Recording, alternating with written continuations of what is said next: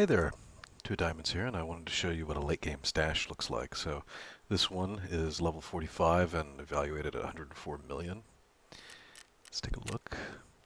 So I've got certainly a loadout here that's worth quite a bit, but otherwise I have a space at the top of my stash for unloading equipment, disabling guns, or excuse me, disassembling guns. The mods, I keep 2 items cases to limit myself and make sure that I don't go overboard with that. Unpacking guns, unloading guns, throw ammo in there for future sell. Booze and drinks for going out are stored here. Super water here. I've got a bit of an overflow there. Cash in one box, coins in the other. Obligatory stack of backpacks with guns snuck into the corners.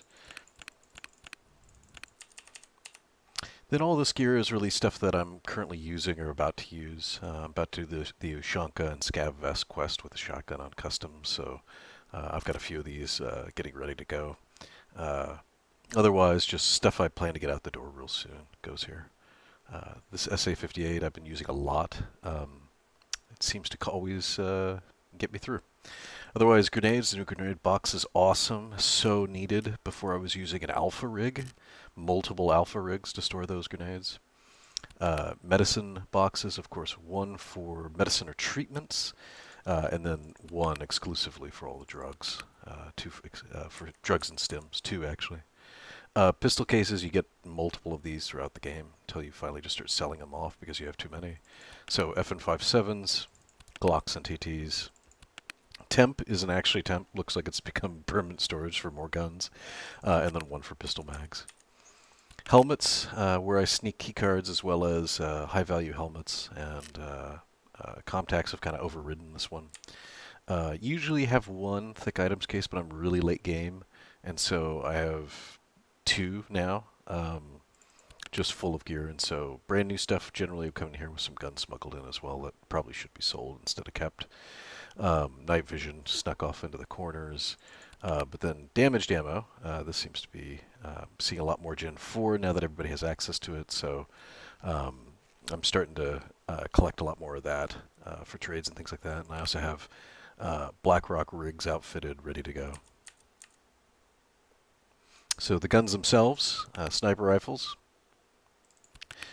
NATO gun builds, Russian gun builds. These are all, I'm doing the SVD quest currently, and these are all the highest recoil decrease. AK-74s, AK-74Ns are the only 2 that you can get the highest recoil on, so those are the only ones I save besides the AS Vals and the occasional VSS.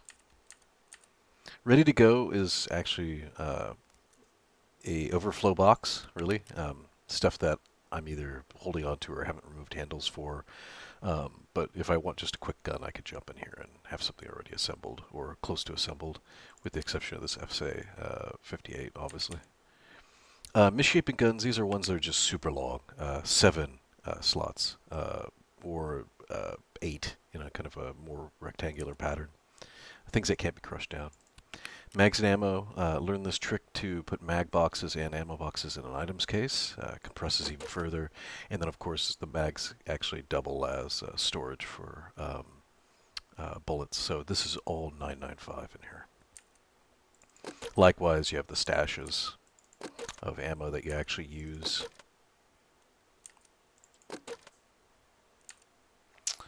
Mag boxes, 2 for NATO, 1 for sniper and overflow. Here's 1 for Russian, and this Rando, which was originally holding magazines for sale, much like the ammo box far, far above in the stash. This is actually Russian, too. It's ended up becoming more Russian gun storage. And then I just drag magazines I want to keep in here when I'm offloading real quickly. 2 scav junk boxes for quests and hideout stuff. Of course, I had 1 for quests originally on, 1 for hideout upgrades that were locked behind things.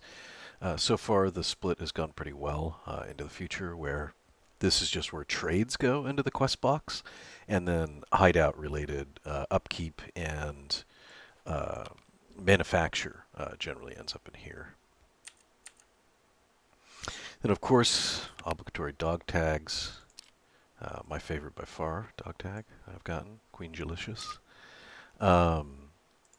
These are good for trades of armor, of course. Keep everything equal to or above 20. Burnouts, these are just tons and tons of keys that are for marked rooms or factory or shortcut, exactly. Storage. These are keys I'm just holding on to, or keys I'm going to sell at some point, and I just haven't got around to it. I'm hoping that these keys become something. There's never been a time where a key that didn't open a lock has suddenly opened a lock, as far as I know, but given the expensiveness of reserve keys, I want to hold on to those just in case. Weight, a trick for leveling weight, fill it with manuals. You can also toss these manuals to act as a ballast to get yourself into the right area of weight so that you're not too limited. And they'll, of course, return on insurance. Nobody's picking up something that has no purpose. But it's a nice little way to have a little bit of weight in there. I think this is like 8.9 kilograms, maybe, something like that. And then, of course, down into the keys. I just took chocolate here temporarily. For keys, I have a full set. I always build out Shoreline first, since that's the pretty much the best solo run kind of money run to make, I think. Reserve and Woods, pretty large collection of reserve keys. Took a very long time, very expensive to build, especially those underground bunker storage keys. Customs Interchange. Interchange is becoming a more interesting map with a lot of keys now. The Ultra Medical Storage, the key cards for Interchange, certainly is adding a lot of action on that particular map. So that is a late game stash at level 45 and 104 million.